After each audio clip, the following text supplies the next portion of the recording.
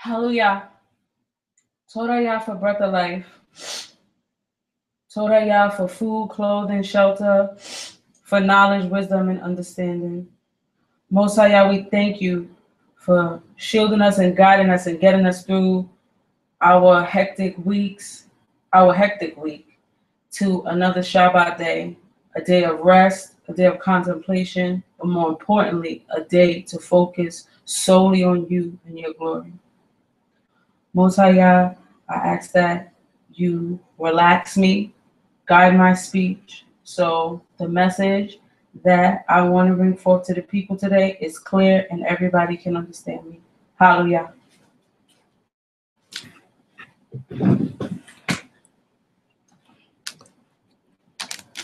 I'm going to start off in Psalm 92, a song for the Shabbat day. Hallelujah.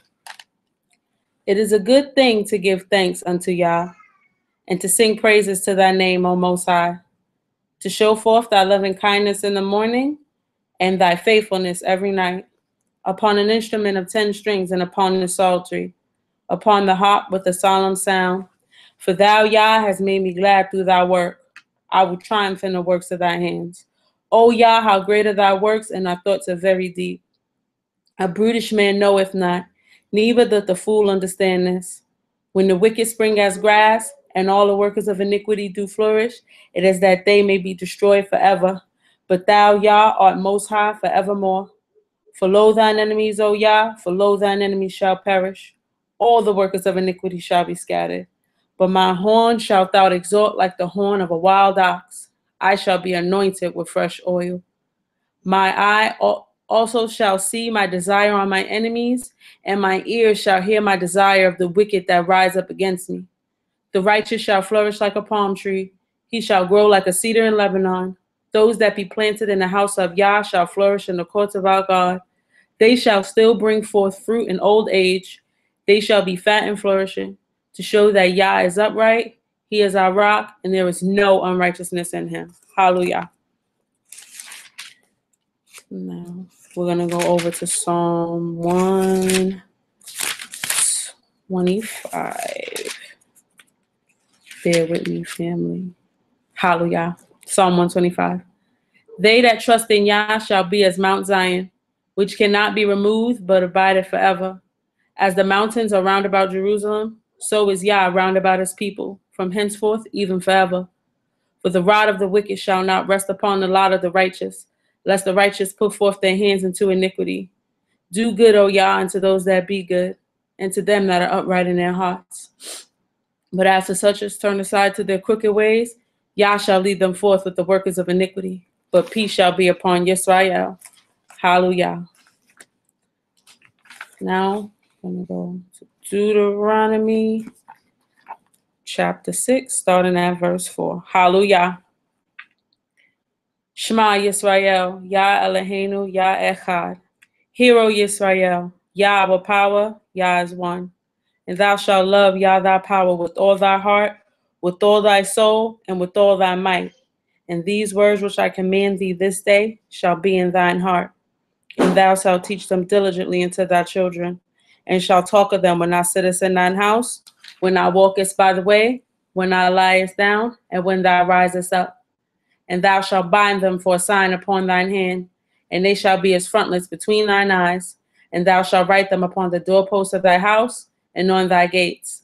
And it shall be, when Yah thy power shall have brought thee into the land which he swore unto thy fathers, to Abraham, to Yitzchak, and to Yaakov, to give thee great and goodly cities which thou buildest not, and houses filled with all good things which thou fillest not, wells dig which thou diggest not, vineyards and olive trees which thou plantest not. When thou shalt have eaten them before, and then beware lest thou forget Yah, who brought thee forth out of the land of Egypt, out of the house of bondage. Thou shalt fear Yah thy power and serve him, and shalt swear by his name. Ye shall not go after other gods, of the gods of the people which are round about you.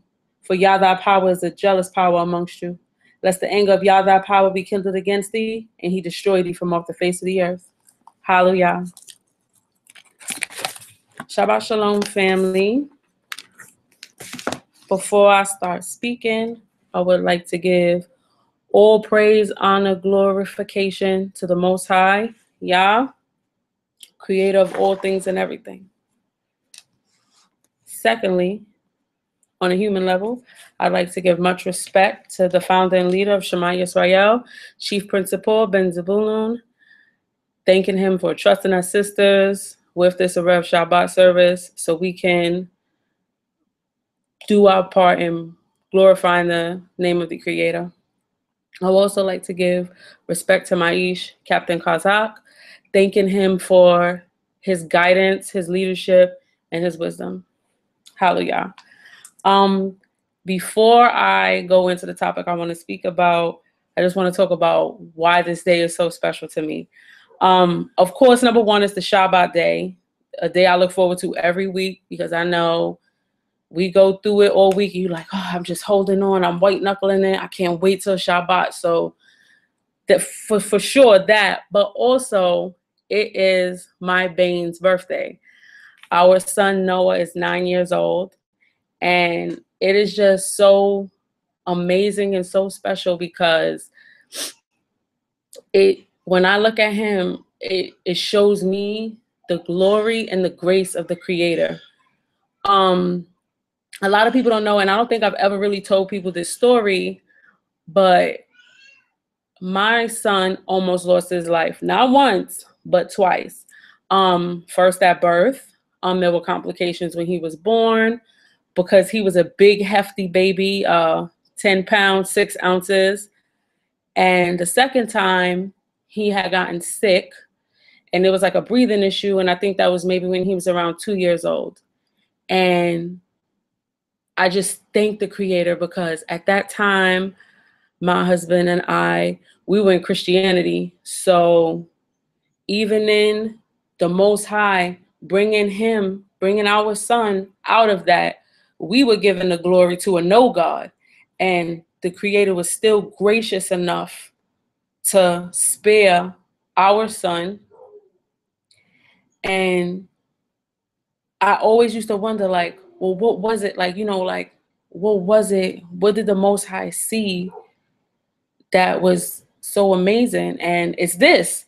And I would have never thought that I would know this truth about myself and I would be living this and just knowing who I really am and serving the God of Abraham, Isaac, and Jacob alone. And it's just so amazing. And I thank the Creator every day for that. I thank him for sparing the life of my son.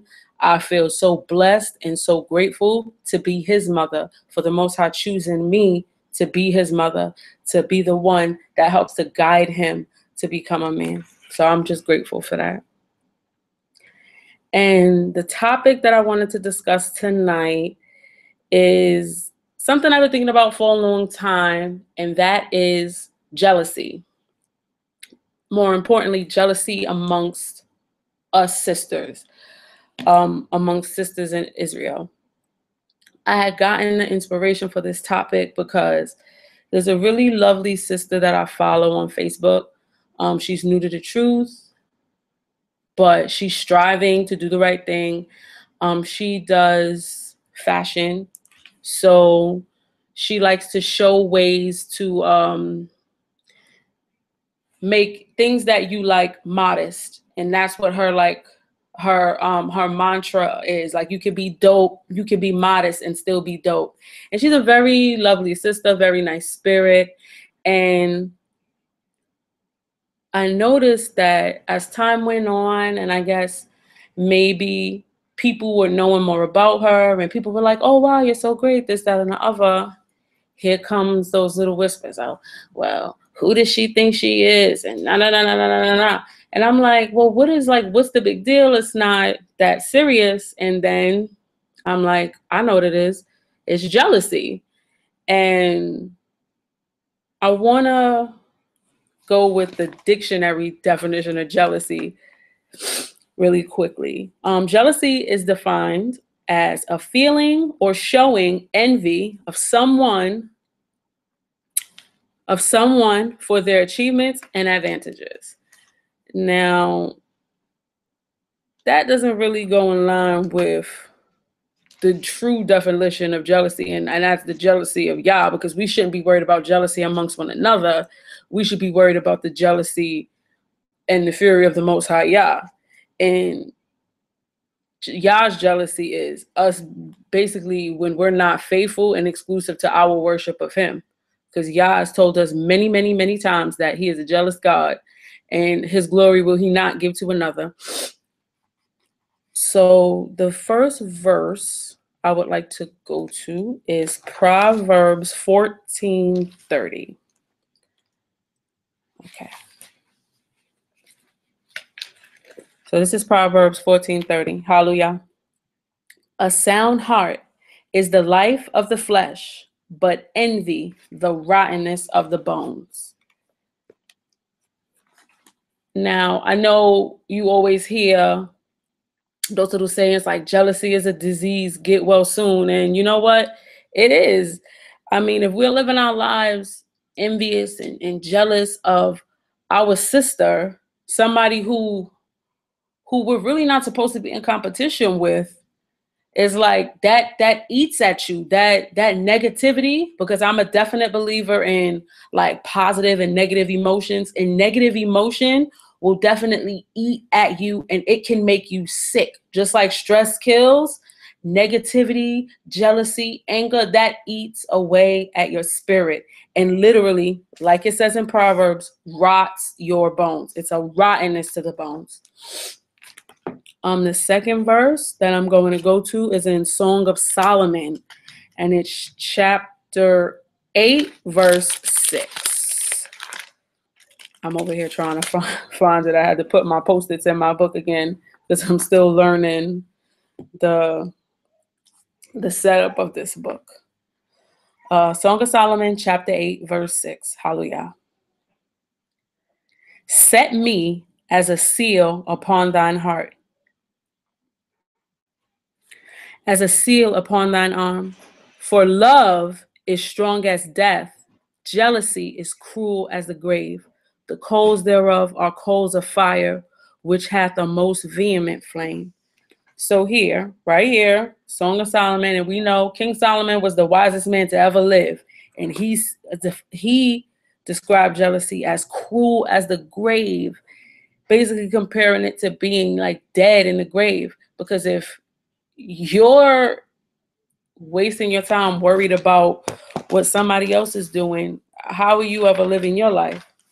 And you ever met, and you meet people in your life, and you ever just met a woman who for just no reason was just nasty, and she was basically a hater, just hate filled for no reason whatsoever. And it's because, like I said before, when you're envious and you're jealous, and envy and jealousy, I have to stop right there, are the same, but they're also very different. I'm going to go into that in a second. But jealousy and envy toward your sister, somebody's supposed to be your friend, like I said, a friend, a guide in this journey, wasting your time hating on her for what she does because you can't do it, or you feel a way about yourself, that's a rottenness to you, to your spirit. And you can't, there's no way there's no way you can claim righteousness and live your life righteously if you're spending your time saying mean and hurtful things about your sister, or just hating on her for no reason, for her achievements, for the things the Most High blessed her with. Let's get that straight. The Most High blesses us with these gifts. And it's not for us to be mad at them for something that the Most High gave to them. That's what makes us special and beautiful as a people, period. That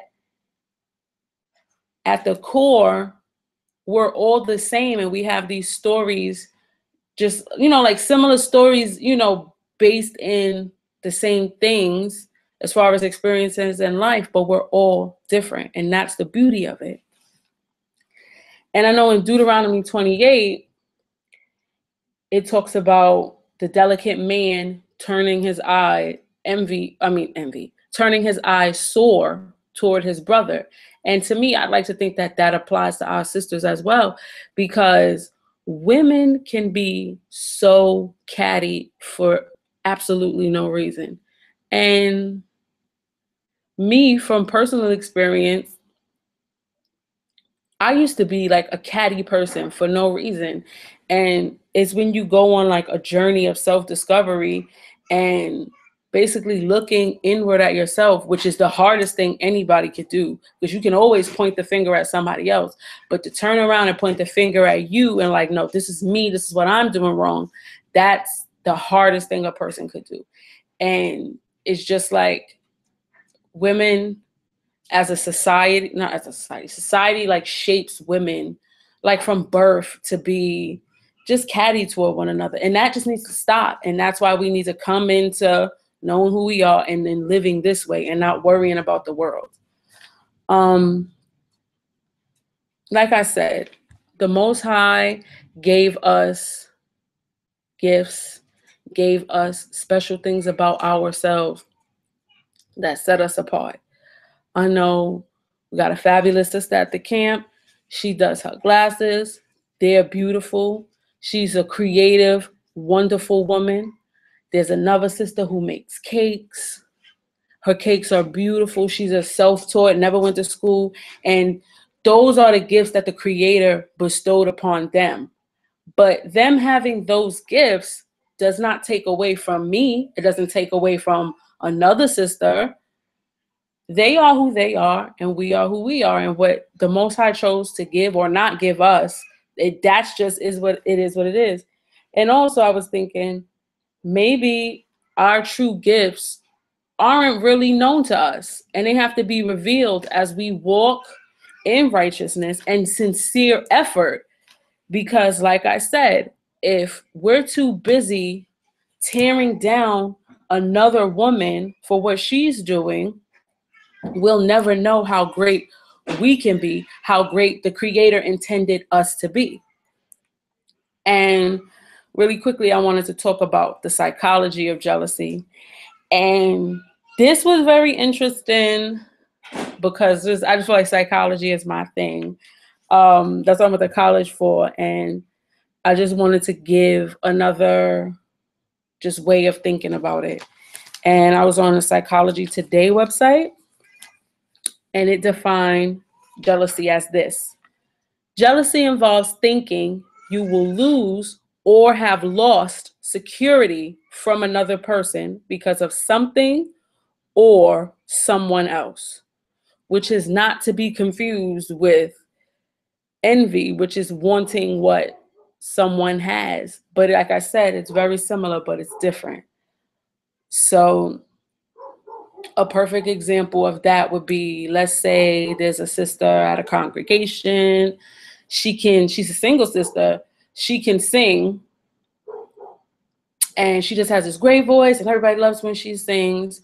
And let's say me, I might get jealous because I'm thinking, in my deceitful mind, I'm thinking that her singing is taking away the attention from like my husband's attention from me and putting it on her. And that's like the best way that I can really put it in terms like that. And another quote, which ties into jealousy from the same psychology website, says, how you feel about yourself is determined to a great degree by the comparison and contrast of your sense of what you may consider to be your ideals, which you may project on another person. Contrasting yourself with an idealized image of another person magnifies shame that can threaten your self-stability. Any threat to your esteem will likely activate shame, and when you come up short in such contrast, shame is experienced as envy or jealousy of another. So basically what that said is, it's all in you. You created an idealized image of what you might think is a very beautiful woman. Maybe you have an idea in your mind of what the ideal woman might look like. And when you see a very pretty woman on the street, you compare yourself to her, not even realizing it. And you realize, well, she doesn't compare to me. And that kind of takes a hit, you know, like, oh, I'm not as pretty as she is, or I'm not this, or I'm not that. And it's basically like a hit to your self-esteem, which will cause you to experience those feelings of jealousy or envy. Like I said, maybe you wish you were a talented person, a creative individual, and you see somebody who does all these creative things, and it makes you wish, oh, I wish I could do that, and makes you feel bad about yourself. And it's not that person that's doing anything to you to make you feel that way. It's you feeling, you're making yourself feel that way because you created some ideal, some like ideal that you feel, I guess, you can't reach or what have you, and you're basically doing it to yourself. And I feel like after hearing everything I just said, do you think what women should ask themselves is, do you think this is what Yah would want from the daughters of Zion? When you see your sister, maybe you have a sister who sells ziti, she makes garments. When you scroll through her store envy or her Etsy site, when you do that, you're like, oh, this is not all that.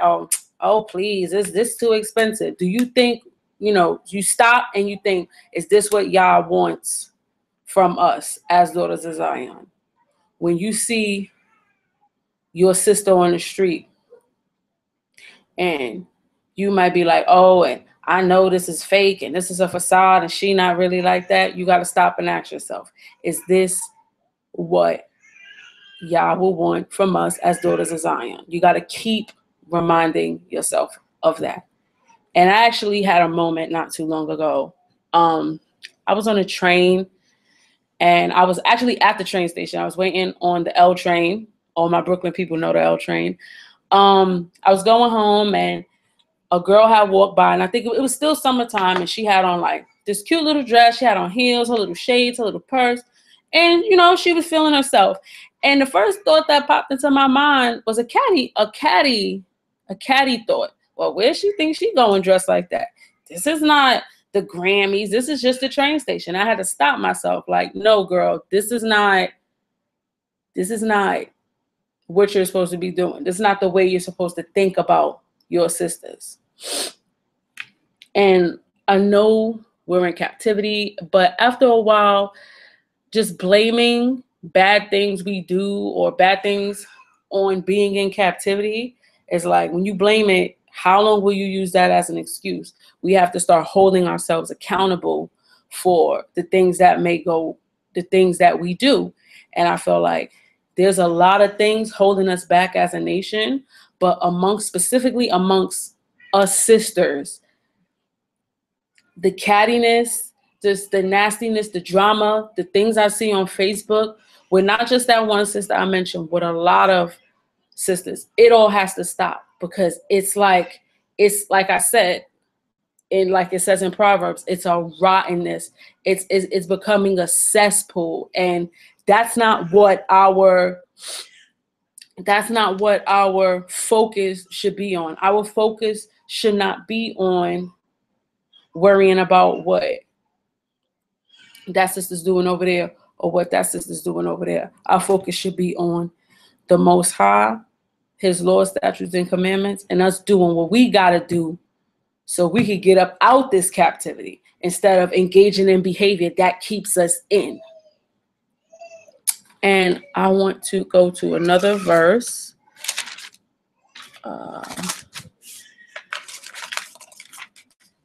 Yes. And it is Psalm 133, verses 1 and 2. Hallelujah. Behold, how good and how pleasant it is for brethren to dwell together in unity. It is like the precious ointment upon the head that ran upon the beard, even Aharon's beard, that went down to the skirts of his garments. And I love this because They compared brethren. And when you think of brethren, you also have to think of sisters, sisterhood too, not just men, sisters too. Brothers dwelling together in unity, sisters dwelling together in unity. How great and how wonderful that is. Comparing it to precious ointment. And I know that it talks a lot in Torah about those precious oils that only the Levites can touch. And so it's like us dwelling together, coming together in the greatness and the glory of the Most High as compared to a precious ointment that not every man can touch. And it's just an amazing thing. And every Shabbat, us sisters get together during the break and we try to carve out 30 minutes if we can, but we all sit together and we read the Apocrypha and we just discuss. And even in that, just the unity from it, it makes me feel good because it makes you feel like you're striving toward a common goal. And it's like, here it is, let's say it's 10 women. Here it is, 10 different sisters, all, like I said, all different from different walks of life, different experiences, all coming together for just the sheer praise of the Most High, to read his word, to gain wisdom from it. And it's just it's a beautiful thing. It's the same thing on holy days when I see all of our people together and we're eating and we're laughing and we're just coming together, having good, clean fun. And it's all within the parameters of giving glory and praise and just thanking the Most High. It's just a beautiful thing. I know a couple of sisters at the congregation. We also have a group where each week, we do it in 2-week intervals. We read every book and we actually finish the Torah. So together, us group of women read Genesis, Exodus, Leviticus, Numbers, and Deuteronomy. And we hold ourselves accountable by checking in, saying what verse where we're up to, and saying what verse we were up to, and just talking about specific scriptures that stuck out to us and why it stuck out to us. And we also hold ourselves accountable by posting the date we completed the book. And just something small like that, which doesn't seem like a big idea. I mean, a big deal to most people. It's just a beautiful thing because it's like, it's just amazing that there's really no words I can use to explain it. It's just a beautiful thing. And I'm glad that I'm a part of it. Shout out to Sister Namala for that idea. And the last verse I wanted to read is in Malachi. And I'm going to find it. Okay. And it is Malachi chapter 2, verse 10. Hallelujah. Have we not all one Father? Hath not one God created us? Why do we deal treacherously, every man against his brother, by profaning the covenant of our fathers? And that is deep because it really puts things into perspective. Because when we get into our moods, a lot of us, when when you have, like I said, those feelings of jealousy, of envy, those are very egotistical, self-centered feelings. And this really puts this into perspective. Have we not all one Father? Have not one God created us? So basically saying one God created all of us. So there's not one thing about each one of us that makes us more important or more special than the other. Yah created us how He wanted us to be. And by us dealing treacherously with each other, hating on our sisters, being jealous of our sisters, talking bad behind their back, spreading gossip, like talebearing, just being nasty and being that way with one another. We're profaning the purity of what the Most High intended for us to be doing.